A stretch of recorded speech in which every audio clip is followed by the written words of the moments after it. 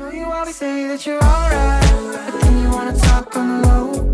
And if you wanna break, baby, we can hit the rooftop alone.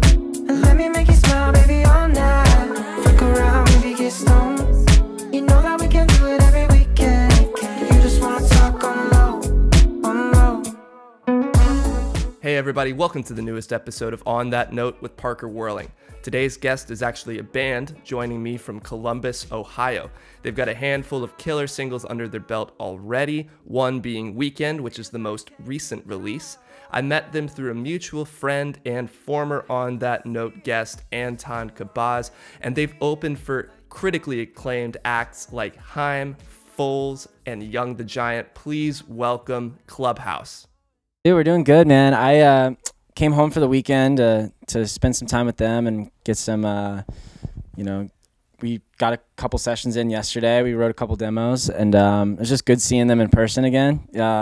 We've been, I moved to LA in September, and really we've just been writing remotely since then for the most part. So anytime I get to go back to Ohio and see these guys and actually get in person and like get in a studio and, write is...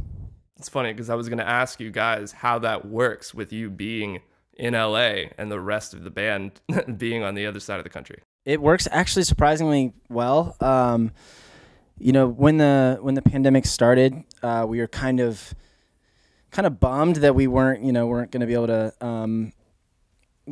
I wasn't going to be able to travel and get into these sessions with them in person, but we kind of figured out how a good way to do it remotely and still do it effectively. So we use this plugin that we both have, and then it streams really high quality audio, and we're able to do remote sessions and get a lot done actually. So you're able to do that live?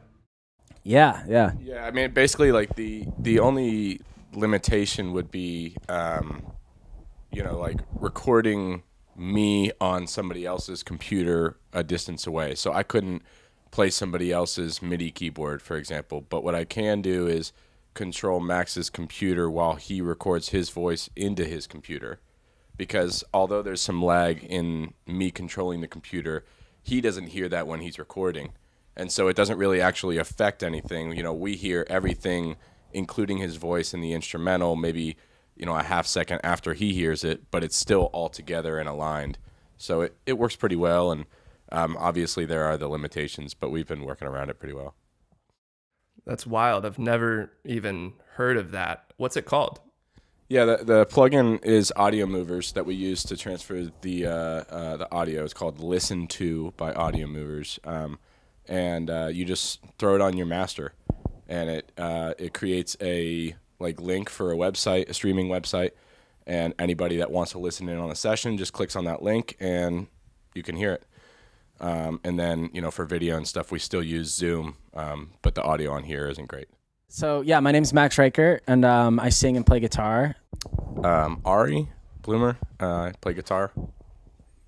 Zach Bloomer, and I play drums, and we all kind of produce and songwrite, so it's sort of across the board in that regard. How did you guys meet and decide to start forming this band? Three of us, we met when we were probably like 8 or 9 years old. We grew up together in the same hometown. These two are identical twins, and I remember being in school and looking around for friends that were also interested in the same kind of music as me and played instruments. And there weren't a whole bunch in the town that we grew up in, that played instruments or was interested in, alternative pop music and stuff like that. So I used to just come over to their house, when I was probably 12 or 13. Yeah, we would just jam, play Blink-182 covers, stuff like that. And had a couple high school garage bands where, we did the whole Battle of the Bands thing. Our high school had a Battle of the Bands competition every year. So we would practice really hard for that every year. And then when we got to college, we all kind of wanted to take it more seriously. And then that's kind of where we met the other two guys in the band. From there, yeah, we just kind of, played a bunch of shows throughout college, and then started releasing music actually on Spotify. It was our first time actually releasing music. And then we just kind of been going at it ever since. Was there a jumping off point where you were like, okay, this is, fun to play at high school and maybe house shows and stuff like that? Was there a moment where you were like, okay, we're going to take this a little bit further. We're going to record our own original music. We're going to promote it. We're going to try to go on tour. We all went to Ohio University in Athens, Ohio together. And I think that was kind of when we're like, wait, okay, we actually have like a market we can play to. We were getting better at our instruments. We were getting better at, songwriting. And that was kind of when we were like, let's actually like try to do this instead of, it was just like more of a hobby before. And then we're like, actually like let's actually see where we can take this. And like we started playing a bunch of campus shows. We started to get a fan base at, the surrounding areas, at the, the surrounding colleges around Ohio. At that point, yeah, it was kind of like, we have to kind of do this now. So, yeah. It's kind of always that moment where you're like, oh shit, I've been doing this for a while. It doesn't really make sense to stop now.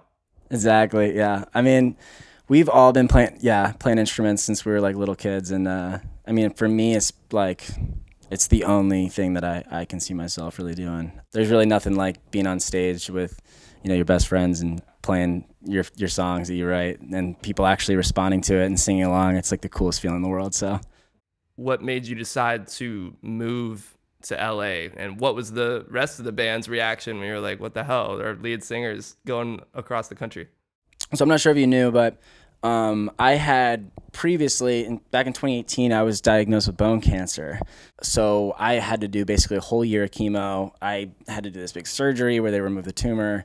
So like half my leg is like a bionic, like steel leg, which is crazy. But so after all that, I kind of just knew that I wanted to be in music, and that kind of experience kind of makes big moves and like that kind of really simple and easy. Like I really wanted to just get out and go after my career. Life is short, that kind of thing. So it was like really easy. Like I as soon as I finished up treatment, I was like just making plans. So I crashed on my buddy's couch for a few months, got a job out here and started making it happen. And then, then we just kept releasing music and kind of figured out along the way how to do the band thing remotely in the meantime. Cause and the band were super supportive. They totally understood. And the ultimate goal is to get the whole band out here. Once it all makes sense. The whole coronavirus thing kind of put a little stop into that. But once that all kind of wraps up, I think the whole plan is to eventually all relocate out to LA. So nice. Well, I need new neighbors out here, so need you guys to come out. Exactly. Oh my God. Yeah, I'd love to. We got to get in a session together, man. Absolutely. Well, I'm sure going through chemo really puts a sense of immediacy in your life. It just painted it so clearly. Like there was just no other option. I'm not gonna do anything that I don't know. It paints it so clearly that you can't half-ass anything, because if you're half-assing something, you're kind of wasting time. The only thing I can really full-ass is music.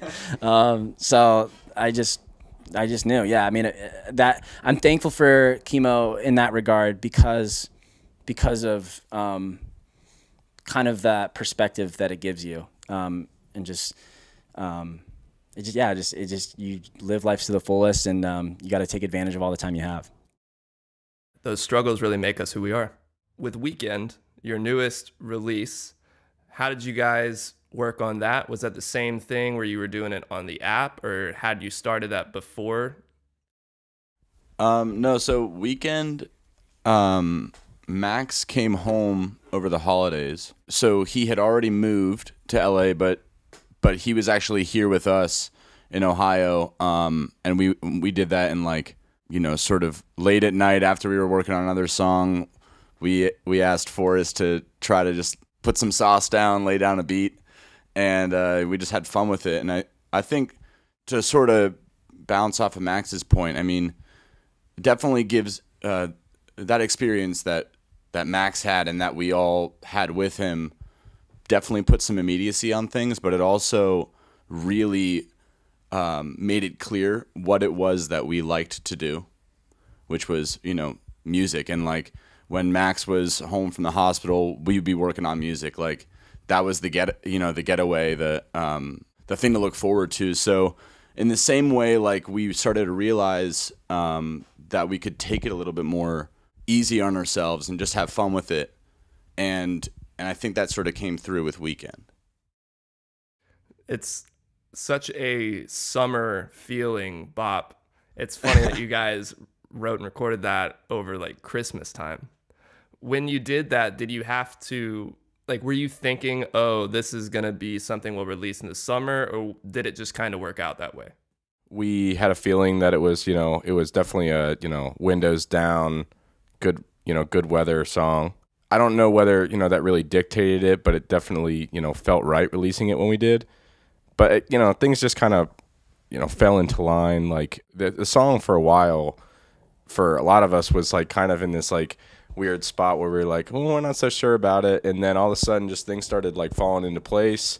Max laid down the, the main idea for the chorus melody, and by the time things were ready to go and mixed, it was kind of like the perfect time of year to put it out. So there wasn't really like a whole lot of planning and sitting on it and waiting for the right moment. For the cover art, it is so colorful. I love that cover. What inspired that, and who's on the cover, by the way? Yeah, so my girlfriend is gonna love that you mentioned that. That picture is actually a random photo that my girlfriend took of us when we were in Joshua Tree. We had booked an Airbnb like last October, and we were just like walking around the desert, and it was like a candid moment where we were just like giving each other a hug, and she had pulled out the phone and she had taken that photo, and then like it sat in my photo library for months without me even knowing that it existed. And then like back in March when we were kind of putting together plans to release Weekend, we were like, okay, like what's going to be the artwork? Like we don't really have a budget. We're in the middle of a pandemic. We can't really do a photo shoot. Like we kind of have to just make something happen. So me and my girlfriend were like going through the photo library, and like all of a sudden we like came across this photo. We're like, that's actually kind of cool. Like has like a little bit of my, a little bit of Devin's face in it, but you couldn't really tell who it was. And then there was like the back of my neck, and we were like, that's kind of cool. Like the colors definitely match with the vibe of the song. And we kind of just went with it. And I think it worked really well. I think it's definitely an eye catcher. And yeah, I think there was something that like for the rest of us when Max sent it, I think the rest of us were just like, that is just beautiful. Like, I don't know, something about it. It's the colors. I think it's just like, we didn't have to do anything to it. I think we, maybe put a little bit of saturation on it. That's about it. Yeah. It was pretty much there. Yeah, the colors are so bold and beautiful, and it just fits the vibe of the whole song. And that's really cool that it was such a candid moment. Like you had no idea that this very real loving moment was going to be the face of this, very fun single. Yeah, for sure. And Devin's also a really good photographer. She's pretty humble about it, but like she's got a really good eye for that kind of thing. And luckily she took that photo when she did, because we were going to have to draw something on a piece of paper or something, because we didn't know what to do. We were kind of like running through all of our photo libraries, like what on earth are we going to do? Because like this was like right when the lockdown started. None of us are graphic designers by any stretch of the imagination, and like luckily we found it. You could doodle on a napkin or something. Yeah. We were coming to that point where like, maybe we just do like a blank color and then we just call it a day. Yeah, just put a black square. Yeah. White square. Yeah. Well, I gotta ask you guys about opening for huge acts like HAIM, Young the Giant, Foals. When I saw that, I was like, what the fuck? That's so cool. I mean, those are like A-list people. What was that experience like?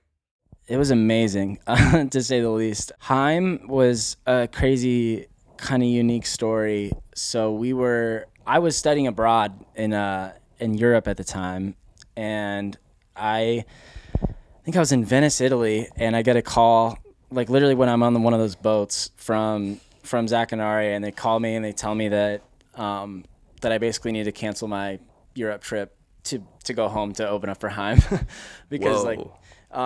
Because we had gotten the call from the venue like that day, and they were like, hey, like this show's happening and they want an opener and they picked you guys and you got to be able to like get home. Like your singer needs to get home soon unless you guys don't want to do it. And I was like so conflicted, because it was like, this is my first time in Europe. Like it was like the most life-changing traveling experience of my life. Like I'd met so many cool people, and I was supposed to be there for like 2 more weeks to like go see a bunch of different other countries that I'd saved up so much money for. But at the same time, like open up for HAIM is like a dream of mine. So I booked a flight like the next morning and flew home, and we did it, and it was amazing. Those women are so incredibly talented. They're so nice.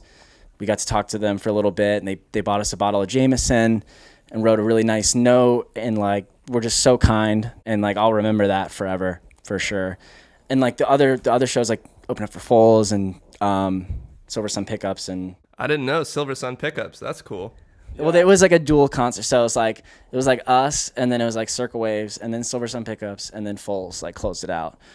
Wolf Alice. Oh, and Wolf Alice was there too, actually. Oh. So though all those people were amazingly kind to us as well, and it was the craziest thing playing in front of that many people. So I'm sure. Something to add to that is definitely, a big shout out to two distinct organizations in Columbus, CD 1025, the radio station, and Promo West Productions. They're a promotions company for a lot of venues in, I think, even greater than Ohio, but, a lot of venues in Columbus. So they've been super good to us, and all of those opportunities were directly resultant from one of those two. So were all these shows in Ohio? Most of the large headliners have been in Ohio, besides the one opportunity that we had to go to Firefly and perform there in Dover, Delaware. The rest of the shows that have been out of state have been, us headlining, just sort of doing the road tour sort of thing. Given the shows you played with those huge acts, was there something you learned after that you wish you could go back in time and tell yourself, like, hey, don't worry about this, or maybe pay attention more to that? Whenever you watch yourself from before, the first thing that I'm thinking about is the music. So, the first thing I want to go back and tell myself is to write better music back then. But no, I think the one thing is, like, all of these acts that we've watched, and look up to and open up for, they have a vision. They execute that vision live, usually flawlessly, and it's all just a cohesive image that they put on, as a show. And it's not just that it's good music, and it's well beyond that in terms of a live show, to really engage the audience, to leave the fans, with a memory that they'll never forget, and that they'll leave in a better mind state, hopefully, than they came. And all of these things are like little bits and pieces we've gathered just from, honestly, from the way that these bands make us feel. It's not like we sat down with them and they're like, oh, you got to do this and this and this. We kind of have learned from them, indirectly, as sort of just fans watching, as if we were in the crowd. So I think that's the biggest thing is really understanding, that there's, for the best artists out there, that there's two sides of it that are, connected, that writing the music and having great, songs out, but being able to deliver that in a live sense, and elevate things a little bit, maybe from where they were recorded, is really, that's what it's about.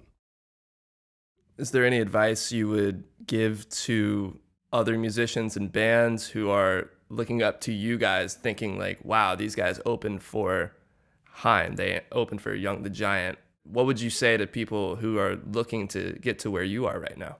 I'd say the biggest thing is to really just try to make connections within your community. Yeah, not being afraid to network and, make friends with other musicians around you, and just being open to doing, be open to doing the show that, 5 people show up to, because you never know who you're going to meet at that show. You never know what fans you're going to pick up at that show. And those little opportunities can lead to the big ones. I think the connections that we made over the years in Columbus were a result of doing, some of those grindy shows where maybe 2 people are there and you're playing to the bartender and the guy who's cleaning up the tables, but at the same time, that the bands that we met playing those shows, like, we did a show swap with them in another part of town later, and then we got fans through that, and then we met someone else, and it's like really just getting involved in the community, I think will lead to that ultimately, if your head's in the right space. Yeah, and I'd say one other thing, I think that we've just continually relearned, is that your best resources are your closest friends. Every single piece of music that we ever feel even somewhat confident about, we end up sharing with our friends, like unreleased stuff. And thankfully, they're almost always really supportive. But, you know, when you can see the difference in the amount of support, when they're like, yo, this is really cool, then you know that you have something, and you have a group of close friends that will support that piece of art. And it's been, I can't tell you the number of times that it's been just because of our close friends that we've had the opportunities that we've gotten so far. I talk about community on this podcast all the time, and I think you guys really hit the nail on the head there. You have to find good friends, genuine people who are supportive of you no matter what, and people who you have no problem being 100% supportive of, because just doing this kind of stuff and wanting to do it as a career can make you jaded. You know, like, you can compare yourself to everyone, but you have to just be confident in yourself, work on your own music, and also, like you said, not be afraid to share it with people, and especially people who you hold close to you. And Max, what you said about community and making these connections over the course of years, I think that should be underlined, years, because you have to, it's not just helping one person out with the show. You have to get involved, and you have to stay involved with everyone. Being able to have those friends that can give you really honest criticism, I think, is also a crucial part of it. Like musical peers specifically, like I have a few that I can send to, and like if they actually don't if they don't think it's my best work, like they'll tell me. And I think that is also a crucial thing, because I think, but at the same time, so I think that's crucial. But I also think it's crucial to just stay in your lane and really trust in yourself at the same time. Because I think for so many years, I think we tried to fit ourselves in this box that we were trying to fit ourselves into.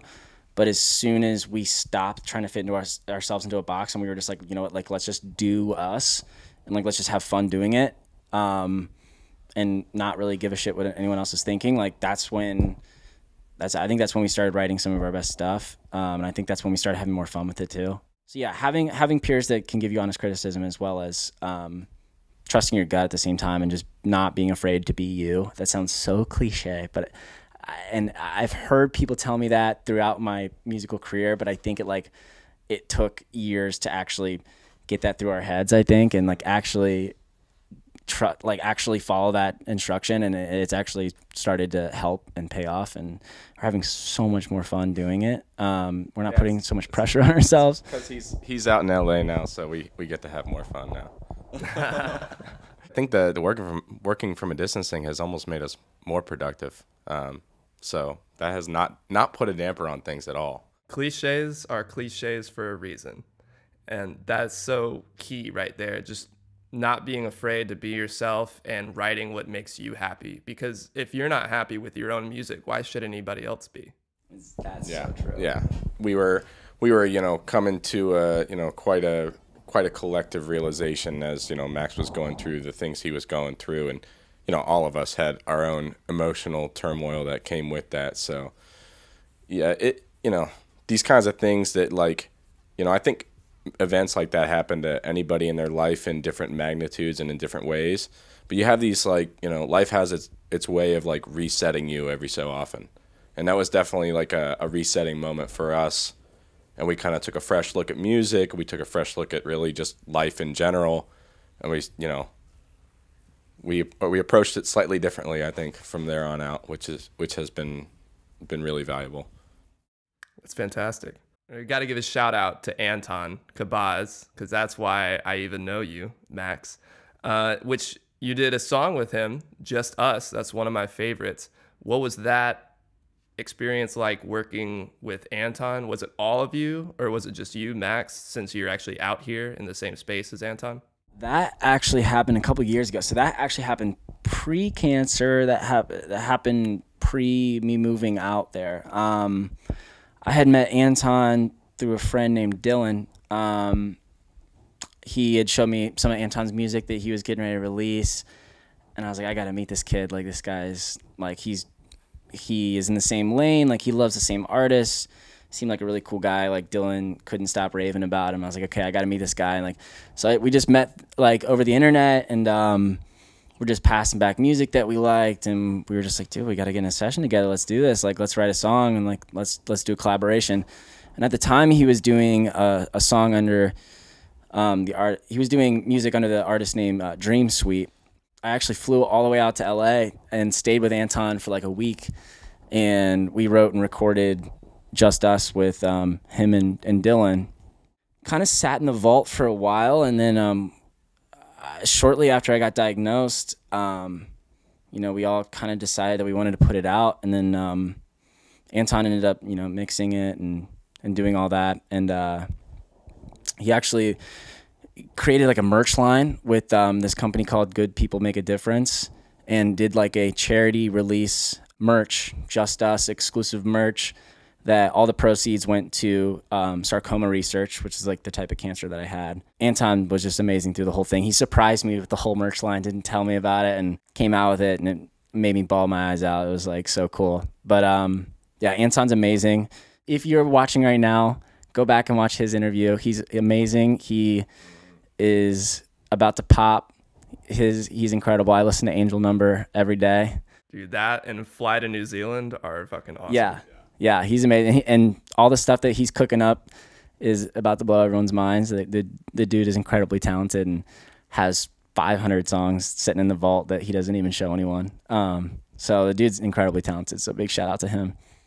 Big shout out to Anton. I'm so glad that you guys did a collaboration together. That is such a dope song.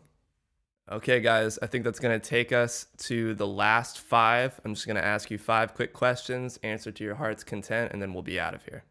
Sounds good. All right. First question is, what is the favorite live show that you've played? Anybody have an answer right now? Mine is, so far, is Open Up for HAIM. That was the craziest moment of my life. Kind of hard to argue with that one. Yeah, it was so cool. We probably shouldn't have even been on that stage at the time, looking back on it, but it was so cool, and the crowd was great. The women in HAIM were amazing, and they're so badass, and they're so kind to us, and that one will always leave a really good memory. But a real close second is probably Firefly in Delaware. I think that was a really special one for all of us too.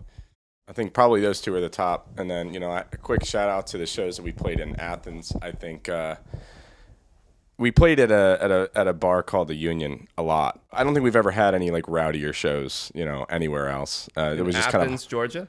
No, sorry, in Athens, Ohio, where OU is. Sorry, I should have maybe been you're more good. clear. I was like, hey, I'm from Georgia. That's sick.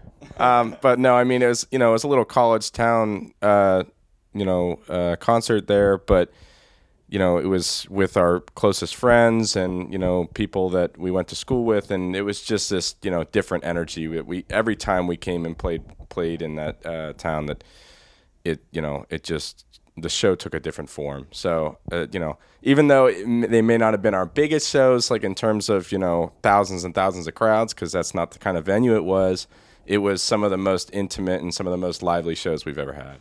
Sometimes you need those more intimate, dirty, grimy shows to make you feel alive. Oh yeah, where you're like, beers splashing everywhere kind of thing, right? You're like, you got a bunch of sweat on you and like half of it is yours. Exactly. They were so sweaty. Got to go with the second question here. What is your dream producer to work with? We have to pick one. You can pick a few. I would say Kenny Beats, Mike Crossy, Andy Seltzer. There's a ton. Anyone else? I mean, that's a good short list. M Phases is another one that's pretty cool. I'd say Mike Crossy. Just growing up and kind of forming. I guess I don't know. I'd say like the 1975 like really changed music for me. Kind of changed the way I take a look at how I write music, and it literally just changed my life. They changed my life. Them and Laney are just two iconic acts that I've come across in my life that have really just molded how I am as a musician now. And I think the way that Mike Crossy is able to take what they're already good at and just enhance it. And he doesn't change what they do. He just really enhances and brings out the best and and what they're already capable of.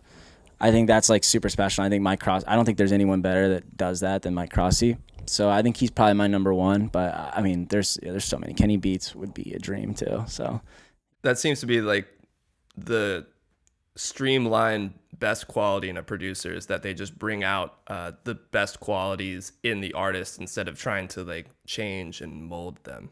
Exactly. Yeah, I think he just brings out the best of him, and I think that's what every great producer is good at. So, well, who to you guys is the most underrated artist right now? Ooh, I might have to second Anton's answer on this and shout out Dan.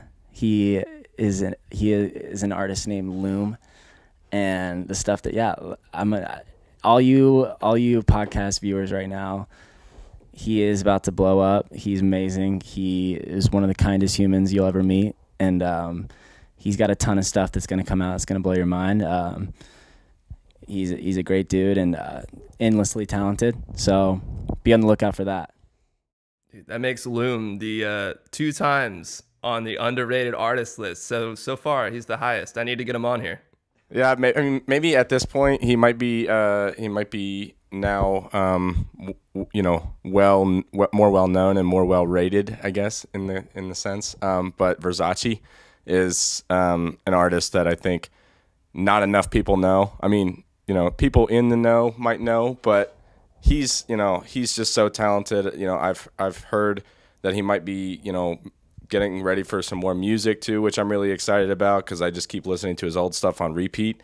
So that's definitely an artist that I'm, looking forward to hearing the next stuff. Right on. What about you, Zach? Oh, shit. See, I would have said Remy Wolf if it was like a little while ago, but now she's kind of like taken off. So, yeah, I just listened to her EP the other day. It's fucking awesome. Yeah, she's amazing. I'm trying to think if I have anyone off the cuff. Ari just showed me this album by this guy, Galimatius. Yeah. I don't know if he's... I don't know anything about him. This is the first time I heard him, but this album is beautiful, so I would check that out. Galimatius, what a name. All right, 4th question.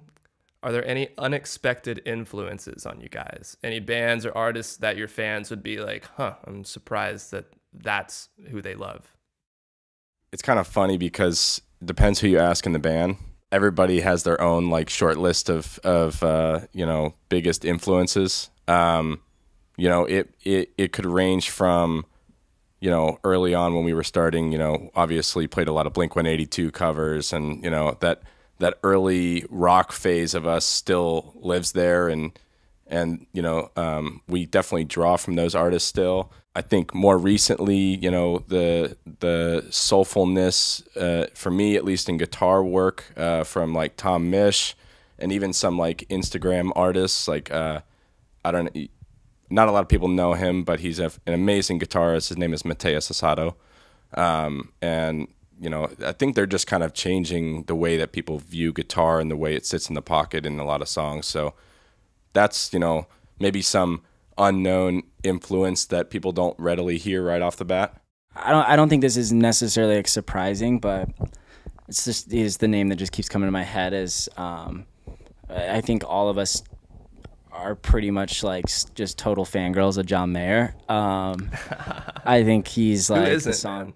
Yeah, I think he's the songbird of our generation. I think he's amazing. I think the way he writes songs is unmatched. I think the way he plays guitar is unmatched, and I think the way a John Mayer song makes you feel is like what every song should make you feel, in my opinion. So yeah, John Mayer's an absolute ledge. So him and I don't know. We've been getting weird influences from like 2000s, like pop rock almost, like even some Sheryl Crow stuff, and like crazy, like just like soft contemporary, adult contemporary pop stuff. The way that some of those songs make you feel, I think we've been kind of chasing after some of those guitar tones that just feel like sun-soaked and just beautiful. But I think one thing, kind of what we were talking about is like with our band is like all of us have such an eclectic background Like I definitely steer more in like an R&B pop kind of realm. I think Ari is more of a jazz guitar kind of background. I think Zach, being so drum focused, I think he really loves, you know, some of the alternative rock growing up that, you know, is just absolutely insane rhythmically, as well as, you know, Travis Barker back in the day. But like even Phil Collins, like he references Phil Collins a lot, which yeah, you can keep going on that. Yeah, I think Max brings up a good point. Like, you know, the other two guys who aren't here, Mike and Forrest, like they're DJs. They're out. I mean, well, you know, pre-COVID, they're out like every week, multiple times a week, DJing, house shows, venues, whatever they can get their hands on, and you know they're into they've got a house music project going. The Forrest does like produces like insane EDM tracks. I mean, so when you ask, you know, what our influences are, like arguably one could be like Flume.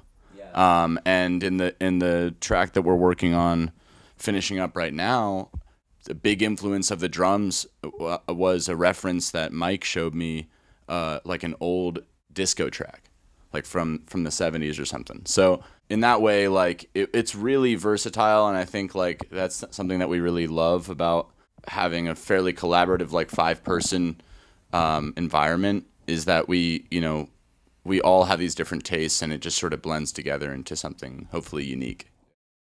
That's so cool to have all those points and all those references that everyone knows, and like you don't have to be responsible for everything. You can rely on other people to be like, oh, maybe the drums should sound like that, or we should get a synth that sounds like this. That's so helpful, I would think. Yeah, exactly. I think obviously anybody that writes music or is just a creative in general will have like writer's block every once in a while, where you bring a project to a certain point and you say, okay, well, now where do I go with it? And when we're all in a room together, or even if it's virtual and, you know, we're all just on Zoom together, if anything is, you know, done on one end, you know, somebody else will just hop on the controls or hop up at the desk and start working away at whatever they were hearing in their head, or, you know, take over. So, you know, I think we mentioned it before, but we're all, you know, all 5 of us will produce on a song. You know, we're just kind of collaborating together as like a single entity, which is really, really nice. That's so cool that you guys can gel like that too, and there's no like boundaries of like, you got to do this, I'm doing this. Everybody just kind of comes in. When you grow up and you play music, like a lot of times people will say, you know, well, who does what, you know? And I guess when you're on stage, you obviously, you know, might find home, you know, I might find my home in the guitar and Zach in drums and so on. But, you know, in the end of the day, when we're in the studio, it doesn't matter who's playing the drums, doesn't matter who's playing the guitar or the bass or singing. I mean, although, you know, usually, obviously, it's Max singing, but coming up with the, you know, the vocal melodies and everything like that, it's still, you know, as creative and as, you know, cooperative as we can make it. All right, here it is. What is your go-to karaoke song? Ooh. I think mine, the one I've been bumping at Habana in Malibu. I think you were there. Yeah, that last time. You, me, and Anton. Yeah, that was a great time. But my go-to, if they have "Let It Burn" by Usher, What a song! I'm gonna sing that one. Anton's was Usher too, dude. Yeah, or I think his was Usher, and then me and him always used to do "Beautiful Soul" by Jesse McCartney as well. That one's just such a classic. I think that's one of the best songs from my childhood. I don't know if you guys are really big karaoke guys. If I was drunk enough to get on karaoke, it would be probably Bohemian Rhapsody at that point. Oh, man. Yeah. I mean, especially if you all are there. Oh yeah. Oh, my God. I mean, you can't come up with a better drunk karaoke song. Oh, yeah. So. You don't have to be good at singing to do that song. Everybody can just, you just go scream. crazy. Yeah, you just scream. Yeah, you just go. Wow. Well, what about you, Zach? You got any in there? I mean, I definitely was gonna say that, but to be less twinny, I'll come up with another one. "Come On Eileen," I think that was Love one that that we song. used to throw on at the house parties, and everyone starts screaming. Dude, that's awesome. I've always been either an American Pie or 1,000 Miles guy myself. One of those two. 1,000 miles. I've done that one a couple times at Habana, and it slaps. Yeah. The crowd loves it. The crowd Who loves doesn't it. love that song? Dude, the piano, insane. All right, guys. I appreciate you guys coming on. Clubhouse, everybody needs to check you out. Max, Ari, Zach, thank you again for coming on, and I'll talk to you guys soon. Do you have a message you want to send out to the podcast viewers before you go? Got some new music coming. Follow the gram, Clubhouse_music, and just be on the lookout for more stuff. Thank you again for having us. It's great to talk to you, man. Always a pleasure. Hopefully, once this pandemic settles down, we can hit up Habana again and get after it. Let me know when you're back out here. Awesome, man. Sounds good. Thank you. All right, guys. I'll talk to you guys soon. All right, take it easy. I just wanna feel more with you. I just really wanna feel it more with you. I just wanna feel more with you. I just really wanna feel it more with you. Taking in your eyes, sinking in the night. Tell me where the time's gone.